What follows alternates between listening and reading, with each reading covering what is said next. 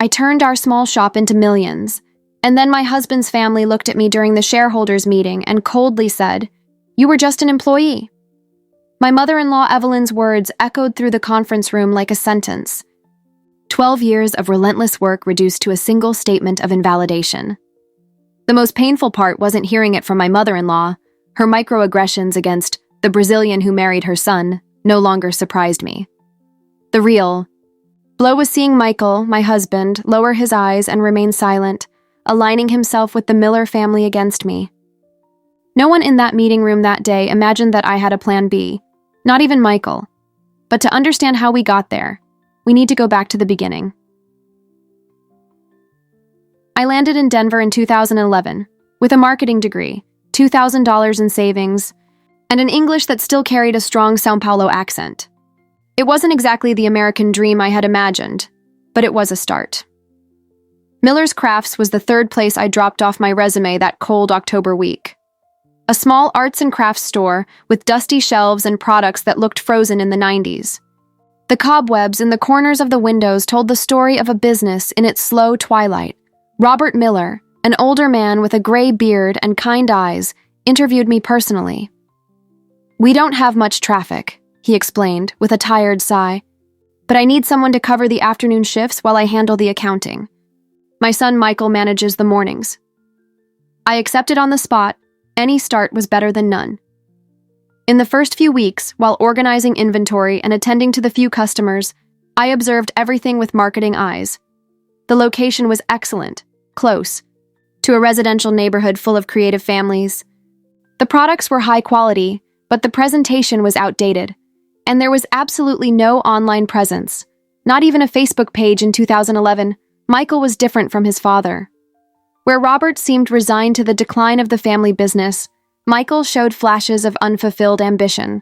With a degree in business administration, he had ideas, but lacked the energy to implement them, or perhaps the courage to challenge his father's inertia.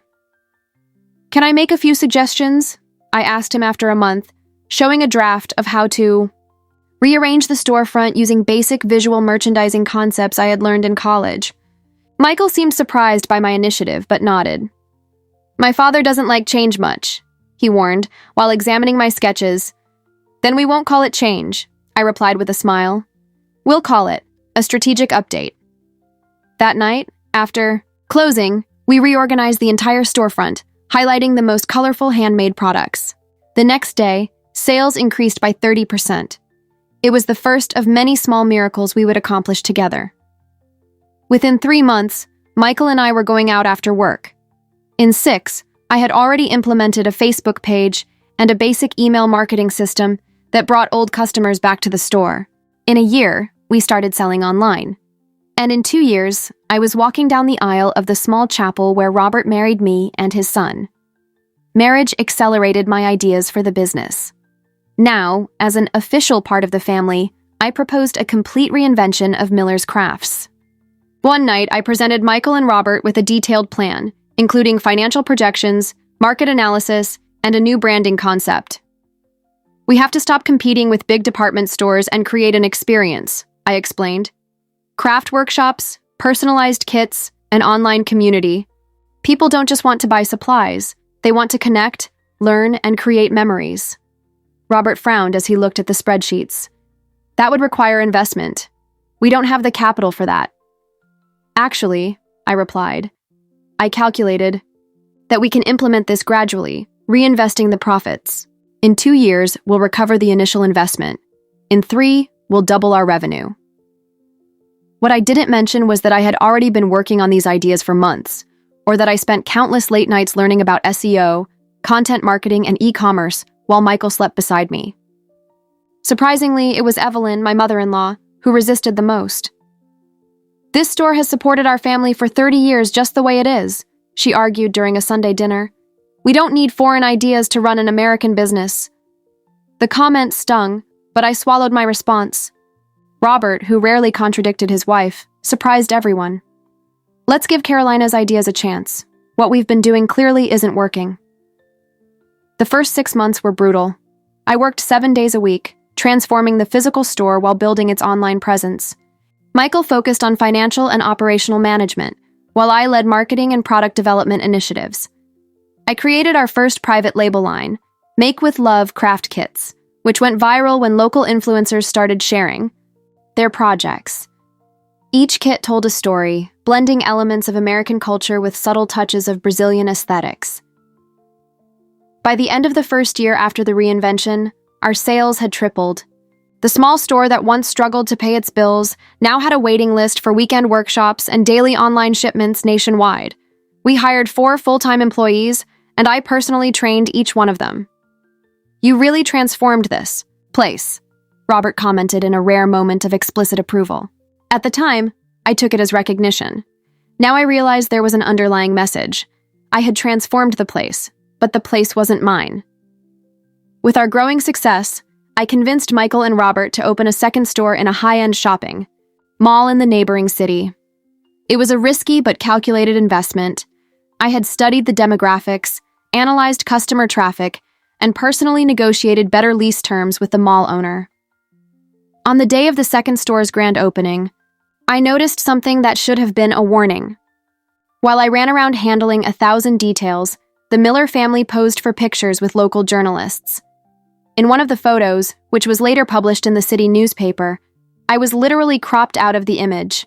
Just the Miller family, celebrating their entrepreneurial success. "It's just an old newspaper that didn't do its homework," Michael reassured me when I mentioned my discomfort. "Everyone knows you're the brain behind the operation. The real warning came when we started discussing expansion into a third location. At a family meeting, which was inexplicably scheduled for a day when I had supplier meetings in another city, decisions were made without me. But I'm the creative director," I protested, when I found out they had approved a store layout completely different from our established concept. "All design decisions need to be consistent with our brand identity."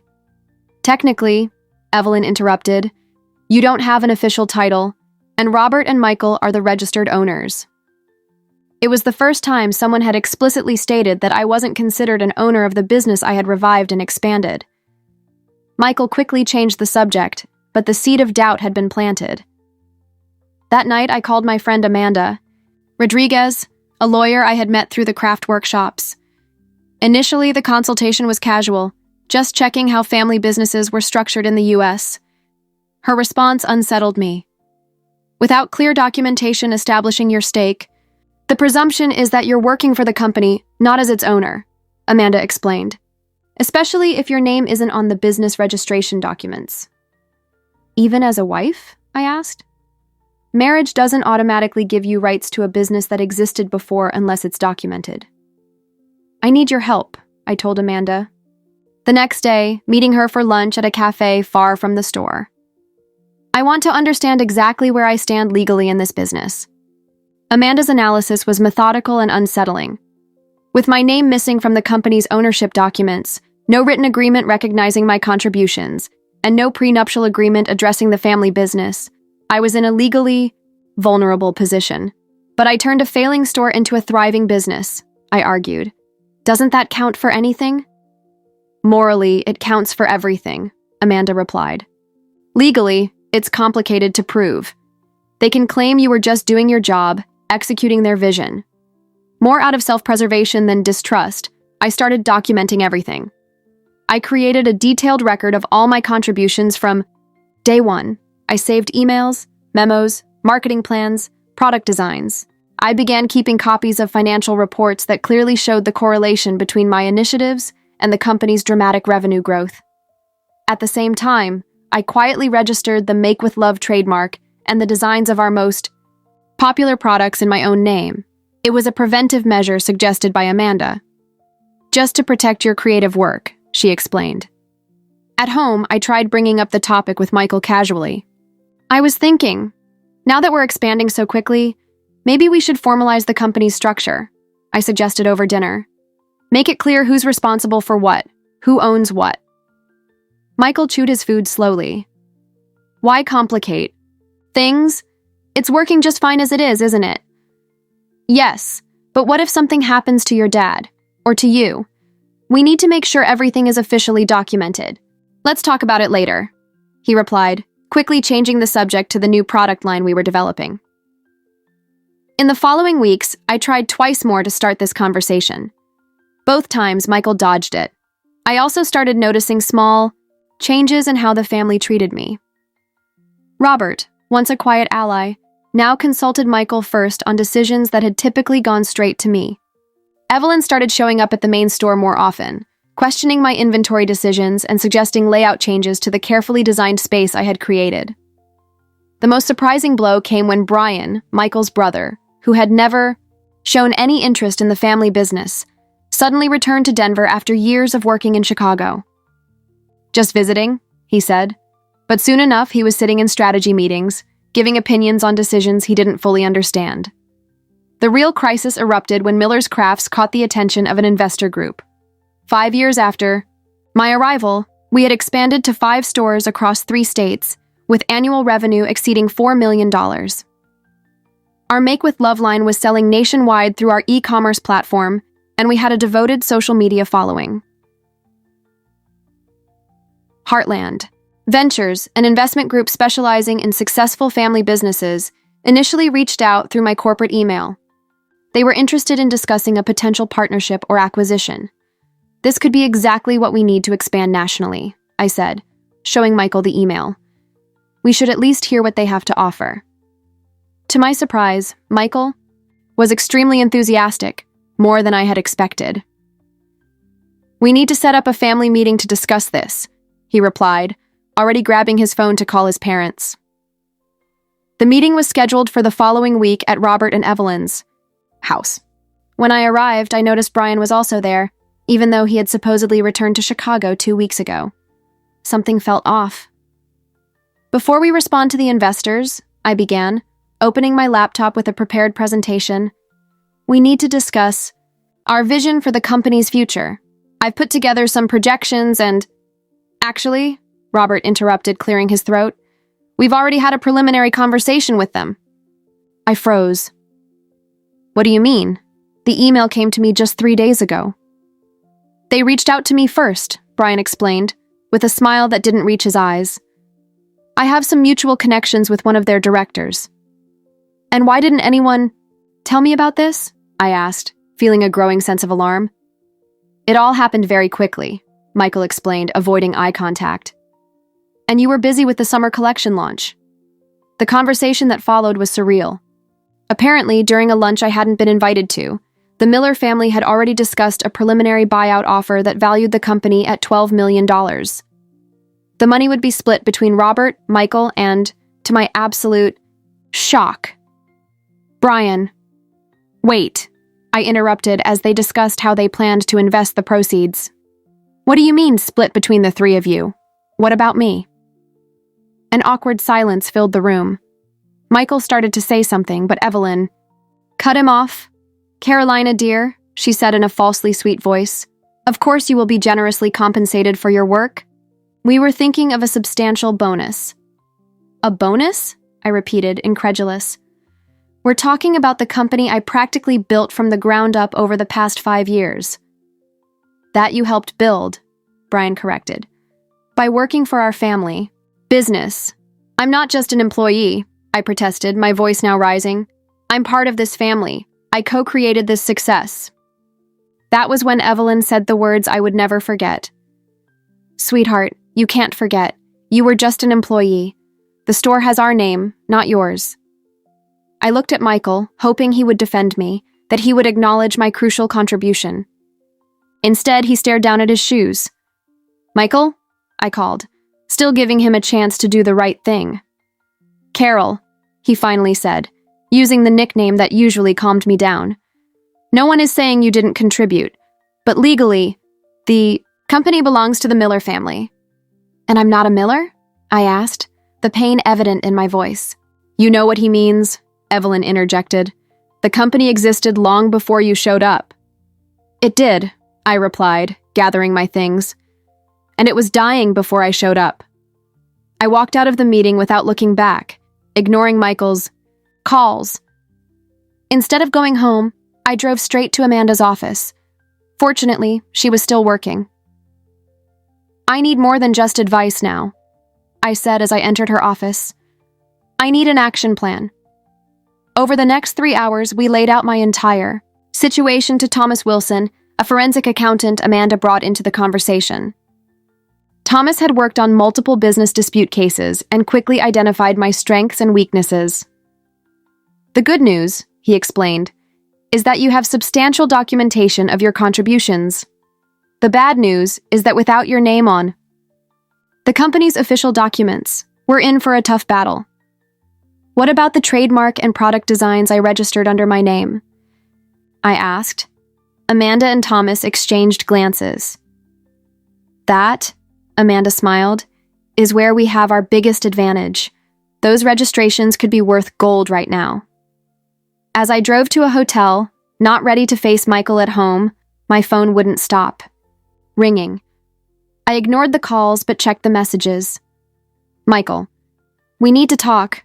Where are you? Evelyn. I hope you're not acting impulsively. We can talk like adults. Robert. Carol, please call. This is a misunderstanding. The only message I responded to was Thomas's. Yes, I have access to all the financial data. I'll send it tonight. I spent 3 days at the hotel, only responding to work-related messages about the daily store operations. During that time, Amanda, Thomas, and I worked tirelessly, building a solid case. Thomas meticulously analyzed the financial records, creating a compelling chart that showed the direct correlation between my initiatives and the company's exponential growth.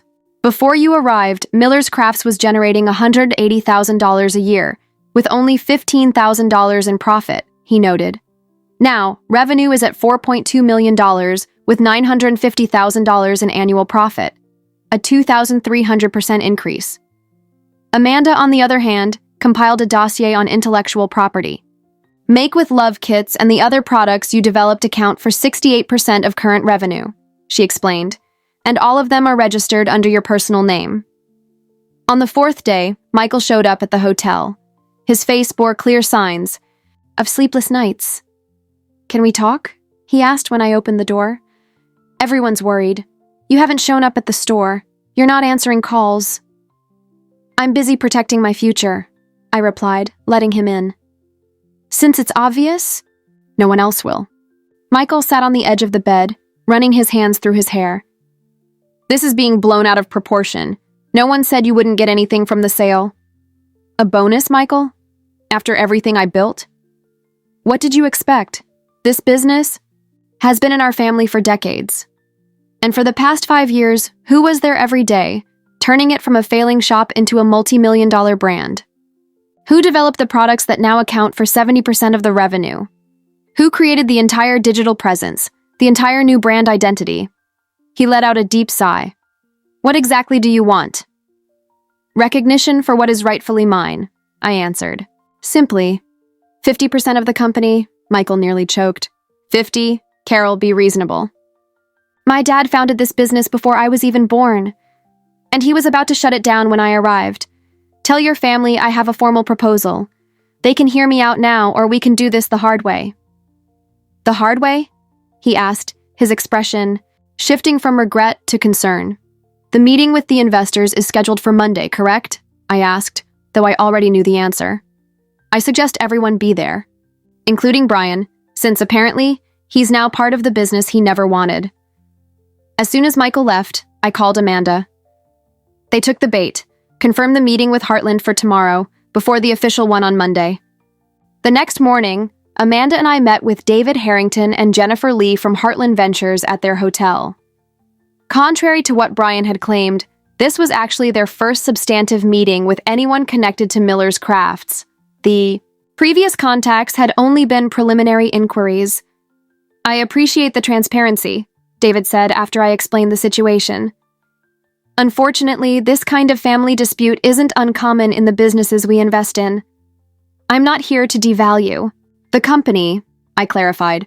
On the contrary, I believe in Miller's Crafts' potential and want to see it grow. I just need to ensure that my contribution is properly recognized.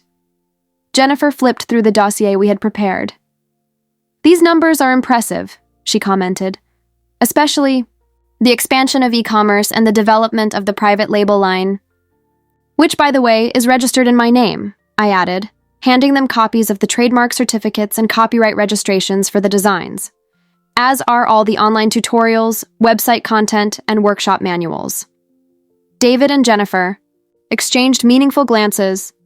As experienced investors, they immediately grasped the implications. Our $12 million valuation is heavily based on these intangible assets, David noted. Without them, the company is worth maybe a third of that, Jennifer finished. At best. I don't want to harm the business I helped build, I emphasized. I just want my share to be formalized before we move forward with any discussions about investment or acquisition. Before we left, David asked one final question. What do you really want, Mrs. Miller? 50% of the company? I want what's fair, I replied. 50% ownership, formal recognition as the co-founder of the modern Miller's Crafts, and a defined role as creative director in any future structure. On Sunday night, as I prepared for the crucial meeting the next day, I received an unexpected text from Robert. Can we talk? Just the two of us. We met at a quiet cafe near the hotel. Robert looked like he had aged years in just a week.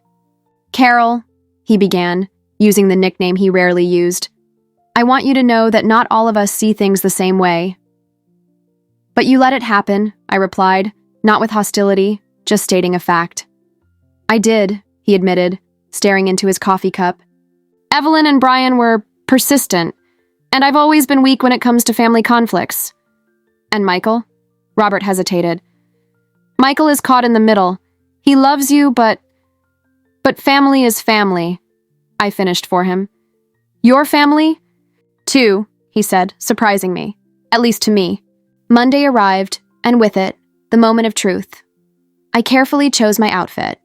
A navy blue dress I had worn during our first major supplier negotiation, earrings Michael had given me for our wedding anniversary, and the key pendant necklace my mother had given me before I left Brazil, to open doors, she had said.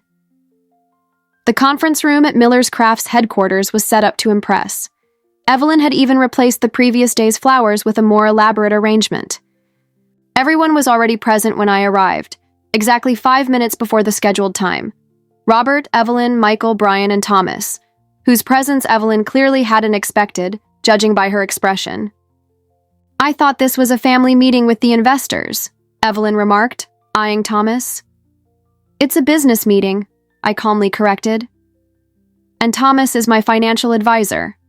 Michael shot me a questioning look, but was interrupted by the arrival of David, Jennifer, and 2 other representatives from Heartland Ventures. After the initial introductions, David opened his folder. Before we formally begin discussing our proposal, he said, we need to clarify some points about the ownership. Structure of Miller's Crafts. Evelyn smiled confidently. The structure is quite simple. The company belongs to the Miller family. Robert, Michael, and more recently, we decided to include Brian in the succession. David nodded. I see. And what is Mrs. Carolina Miller's exact role in the organization? Carolina is our creative director, Michael answered quickly, an essential part of the team. Part of the team, Jennifer repeated, flipping through some documents. Interesting, considering that our interest in Miller's Crafts is primarily based on the Make with Love product line, the digital content, and the multi-state expansion, all developed and implemented by her. An uncomfortable silence filled the room. David continued.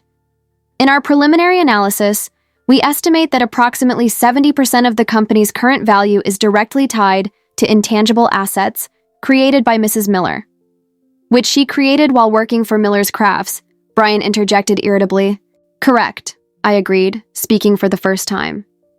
However, as I informed the Heartland representatives yesterday, all of those assets are legally registered under my personal name, not the company's.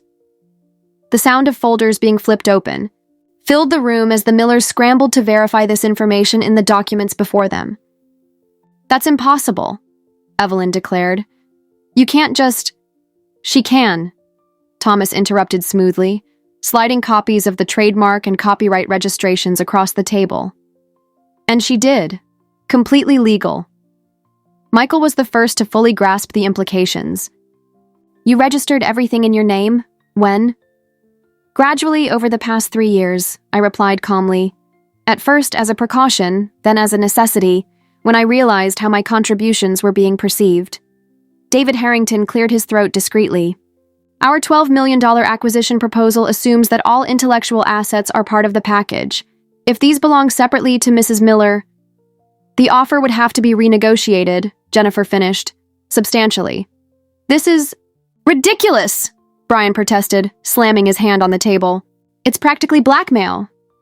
No, it's business, I responded, keeping my voice steady. Exactly what you were doing to me, business. The difference is I did my homework. Robert, who had been silently observing, finally spoke. What are you proposing, Carolina? A fair restructuring. Formal recognition of 50% ownership in the company for me. A new board of directors composed of Robert, Michael, and myself, with equal voting power. And yes, Brian, you can have your minority stake, just like any other passive investor. And if we refuse, Evelyn challenged, then Heartland will purchase only the physical assets and the Miller's Crafts brand, I replied, and I will separately license all the products, designs, and digital content I created, probably to a competitor.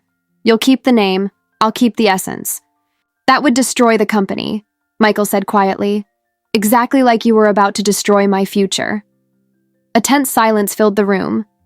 Finally, to everyone's surprise, it was Robert who offered the solution. Carolina is right, he declared, ignoring Evelyn's shocked expression. This company would just be a distant memory without her. We wouldn't be sitting here discussing millions if she hadn't turned a failing store into a national brand.